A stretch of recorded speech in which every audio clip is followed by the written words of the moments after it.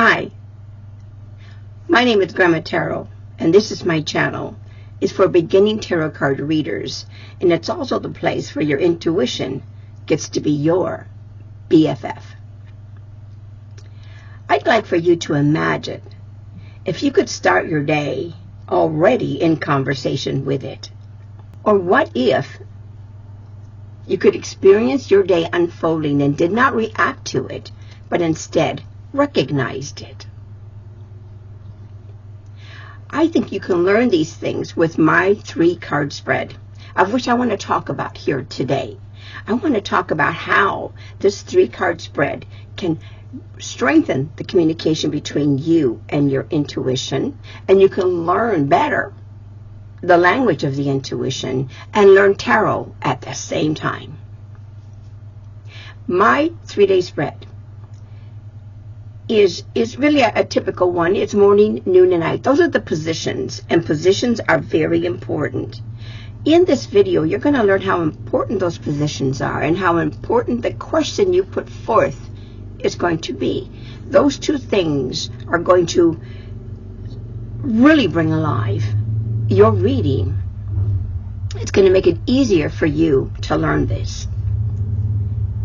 Now, let's say I shuffled and I put out 3 cards. And these are my 3 cards that I put out for this morning, for me, for myself. So I want to show them to you. And if you see, this is my morning card, the time period that I consider morning. This is my noon card, and this will be my evening card.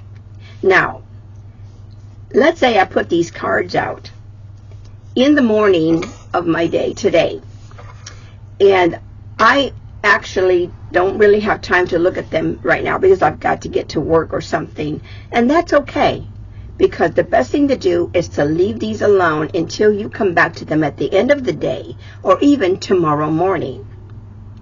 Now, when you come back to them, you can usually have some kind of a report of what happened to you in that morning to these cards is after your day is over, so that you can compare the day to the cards. Say you come back that evening right after you come back from work, or your day is over, or you do it the next morning. That's okay. What you want to do is you want to think about the morning of this particular day and ask yourself what happened that morning that could possibly match the morning card. The same thing with the noon card, and then do the same thing with your evening card. Make sure that you have your journal or your little notebooks standing by to write all this down. I can't emphasize that clear enough, because your journal is so very important. What it's going to do is it's going to create for you your very own delineation journal and book that's going to be a very private and close, intimate relationship that you have with the cards. Later on, you can add to that notebook other things that you know about the card, like the little book that comes with the deck. Maybe you're already familiar with the cards. You can write that down too.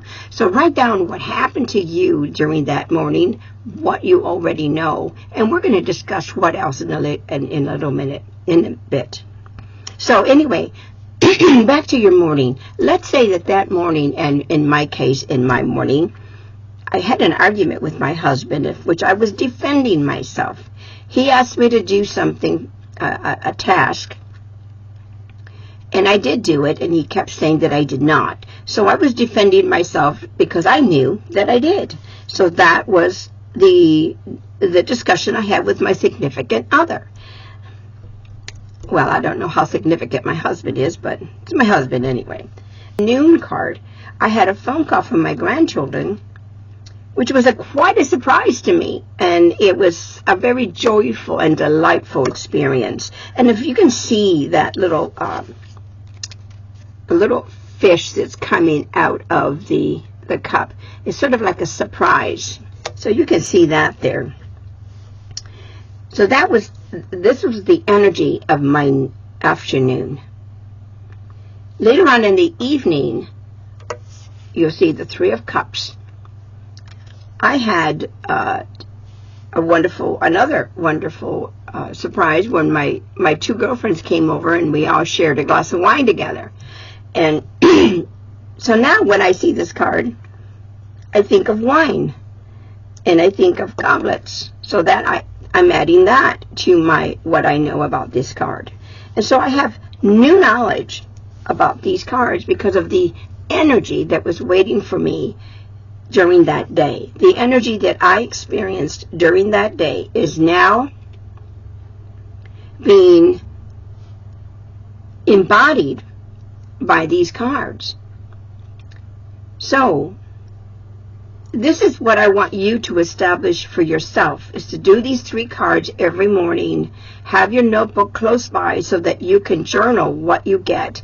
And if you do get something even before you come back to them at the end of the day, write that down too, because sometimes the intuition will just lead your eyes to a certain card or a certain something within the card, like the little fish there, or something you'll see, and if that happens to you, write that down.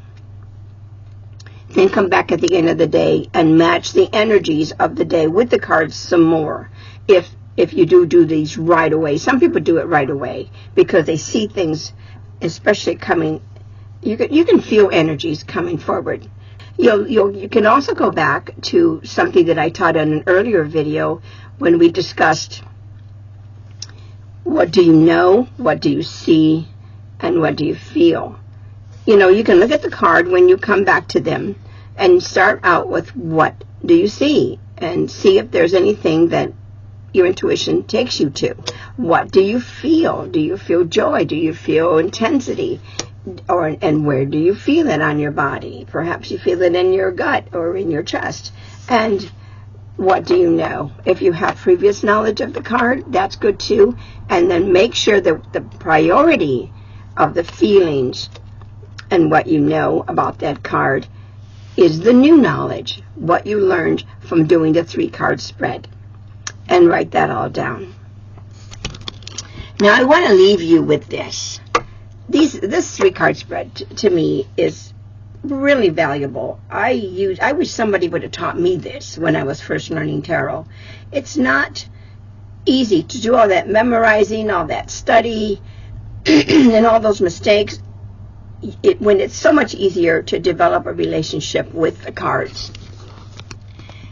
And when you learn that, you get more confident because you have that association with the card, that energy, that experience, that dominant event.